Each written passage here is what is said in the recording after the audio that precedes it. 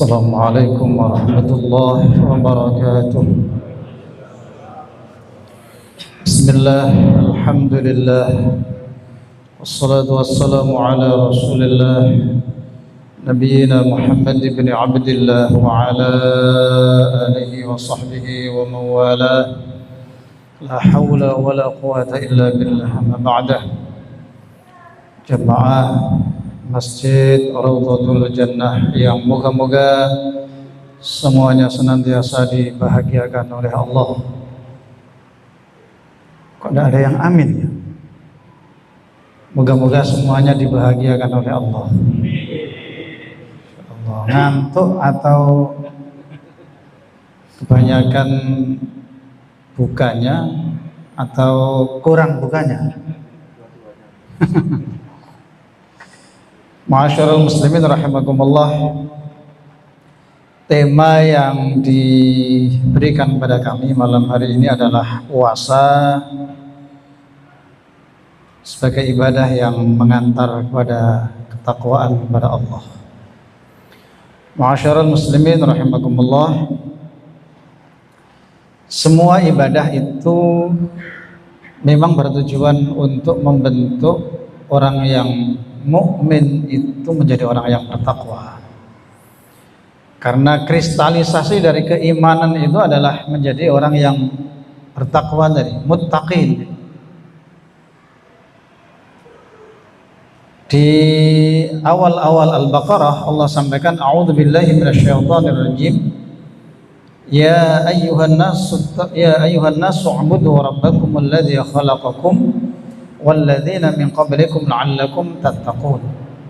Wahai sekalian manusia, beribadahlah kalian kepada Tuhan kalian, kepada Allah yang telah menciptakan kalian juga orang-orang sebelum kalian. Tujuan ibadah itu apa?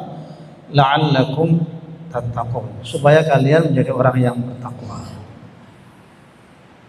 Termasuk secara khusus puasa itu diundangkan oleh Allah juga dalam rangka membentuk pribadi yang bertakwa.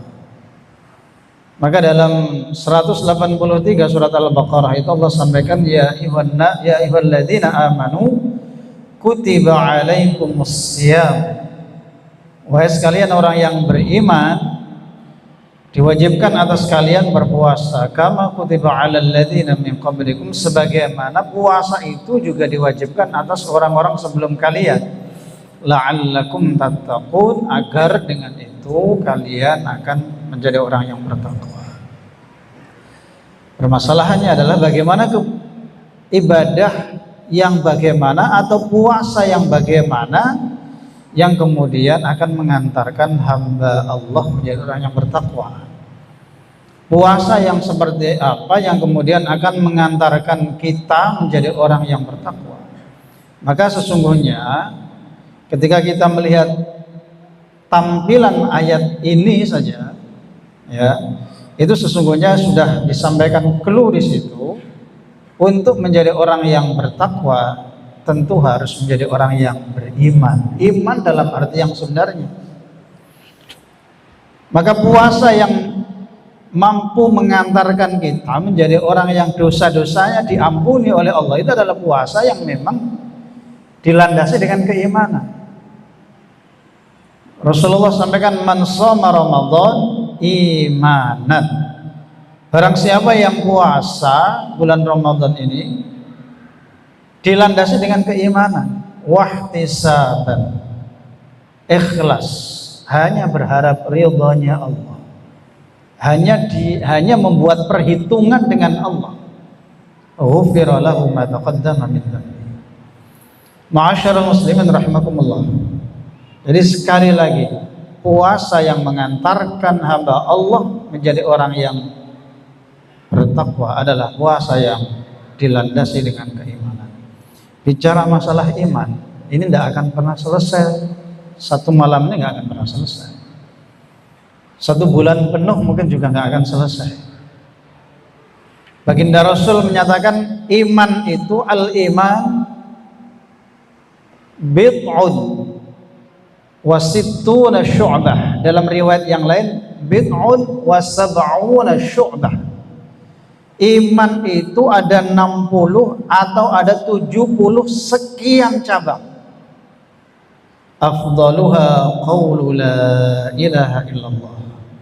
Iman pada tingkatan yang paling tinggi adalah tertancapnya kalimat la ilaha illallah, yang kemudian kalimat ini menjiwai kehidupan seorang. Wa adnaha imatatul adza 'anit thariq. Tingkatan iman yang paling rendah itu adalah memudahkan jalannya orang, menyingkirkan duri di jalan, menggampangkan jalannya orang, gampangannya begitu, memudahkan urusannya orang. Itu ukuran iman yang paling rendah. Wal haya'u syu'batun minal iman. Dan punya rasa malu, bukan punya kemaluan ya. Punya rasa malu itu adalah bagian dari tanda bahwa orang itu punya iman. Jadi Rasulullah sampaikan ada 60 atau 70 sekian cabang bicara masalah iman. Tentu tidak akan pernah selesai. Saya ambil salah satu saja yang kemudian kita akan kaitkan dengan puasa kita. Baginda Rasulullah Muhammad sallallahu alaihi wasallam, salah satu ukuran orang beriman itu adalah menjadi orang yang bicaranya baik, omongannya baik, tutur katanya baik. Salah satunya beliau menyatakan, man kana yu'minu billahi wal yaumil akhir, barang siapa yang mengaku bahwa ia beriman kepada Allah, mengaku beriman terhadap hari akhir, falyaqul khaira, hendaklah ia ngomong sing apik. Jangan terbiasa ngomong yang tidak baik. Tidak baik itu bisa tidak baik bahasanya, atau bisa tidak baik substansinya. Ngomong-ngomong yang tidak penting, ngomong-ngomong yang tidak perlu, itu orang beriman berusaha untuk menghindari itu. Rasulullah menyatakan, min husni islamil mar'i tarkuhu ma la ya'ni. Salah satu tanda keislaman orang itu baik, dia meninggalkan hal-hal yang tidak penting. Bahasanya orang sekarang, hal-hal yang anfaidah. Al-Quran memberikan penegasan apa dari yang disampaikan oleh baginda Rasul ini, walladzina hum 'anil lagwi mu'ridun. Dari hal-hal yang enggak penting, hal-hal yang enggak faedah itu menghindar dari. Ma'asyiral muslimin rahimakumullah. Sekali lagi, jadi bagaimana kemudian kita mengupgrade keimanan kita ini dengan kita senantiasa berbicara yang baik, ngomong yang baik, ngomong yang tidak perlu, tidak penting, berusaha untuk dihindari.